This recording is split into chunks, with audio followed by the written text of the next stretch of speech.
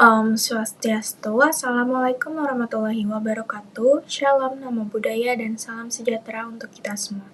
Perkenalkan, saya Syaula Nashwa Selanjana dengan NIM 24095111063. Di sini saya ingin menjelaskan tentang brucellosis dan juga saya ingin menjelaskan contoh kasus dari bakteri ini.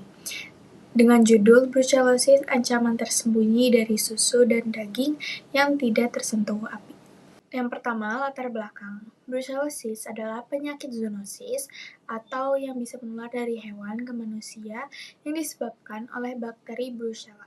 Penyakit ini masih menjadi masalah kesehatan masyarakat di berbagai negara, termasuk Indonesia, khususnya di daerah dengan populasi ternak sapi dan kambing yang tinggi.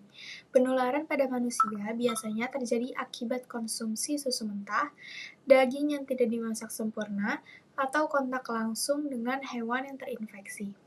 Nah, masyarakat di daerah pedesaan seperti peternak, dokter hewan, dan pekerja rumah potong hewan memiliki resiko yang tinggi. Selain membahayakan kesehatan, brucellosis juga dapat menimbulkan kerugian ekonomi karena dapat menyebabkan keguguran pada ternak, infertilitas, serta penurunan produksi susu.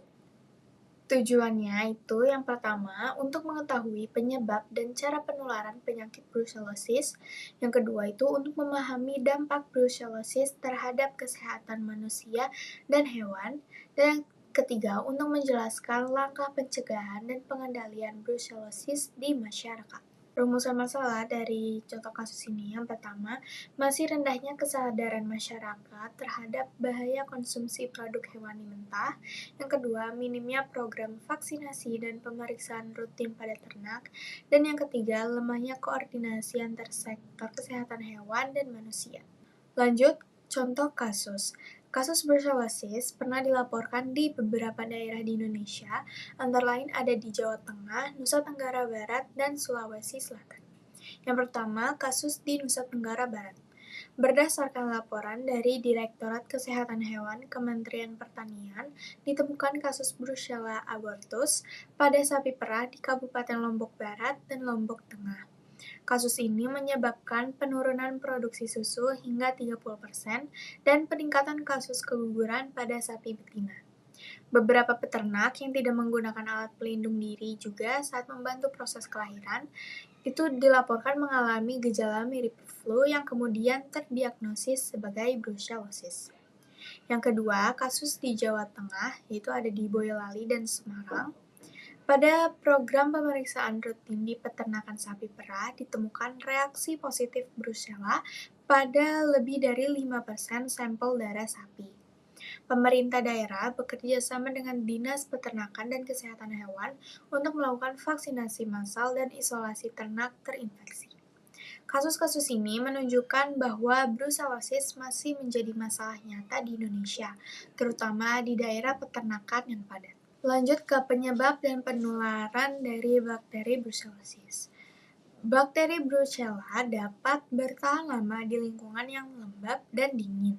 Nah, penularan terjadi melalui yang pertama, konsumsi susu mentah atau produk susu tanpa pasteurisasi.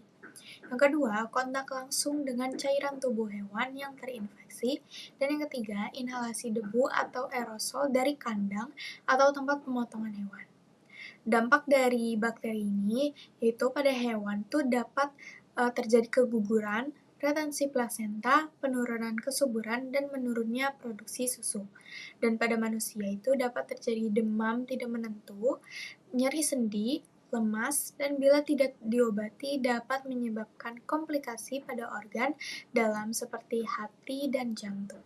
Upaya-upaya yang dapat dilakukan untuk pencegahan dan pengendalian yaitu untuk pencegahan pada hewan itu dapat melakukan vaksinisasi pada sapi, kambing, atau babi, lalu dapat melakukan pengawasan dan pemisahan hewan yang diduga terinfeksi, dan penerapan biosecurity di peternakan. Untuk pencegahan pada manusia itu dapat tidak mengonsumsi susu mentah atau daging setengah matang, dapat menggunakan alat pelindung diri saat menangani hewan atau produk hewani, dan meningkatkan edukasi masyarakat tentang bahaya brucellosis. Dan untuk pendekatan One Health, yaitu kolaborasi antara dokter hewan, tenaga kesehatan, dan pemerintah dalam surveillance, diagnosis, serta pengendalian penyakit. Berikut saran-saran yang dapat diberikan. Yang pertama itu, pemerintah perlu memperkuat program vaksinasi dan surveillance brucellosis di tingkat peternakan. Masyarakat juga harus menghindari konsumsi susu mentah dan selalu memasak produk hewani hingga matang. Dan juga diperlukan peningkatan kerjasama antara lintas sektor antara dinas peternakan, dinas kesehatan, dan masyarakat untuk menekan angka kejadian brucellosis di Indonesia. Kesimpulan yang dapat kita ambil yaitu brucellosis merupakan penyakit zoonosis yang berdampak besar bagi kesehatan masyarakat dan perekonomian peternak. Rendahnya kesadaran terhadap konsumsi produk hewani yang tidak aman, serta kurangnya pengawasan terhadap hewan ternak menjadi faktor utama penyebaran penyakit ini. Upaya pencegahan melalui vaksinasi, edukasi, dan penerapan One Health sangat penting untuk memutus rantai penularan. Sekian penjelasan dari saya, kurang lebihnya mohon maaf. Terima kasih.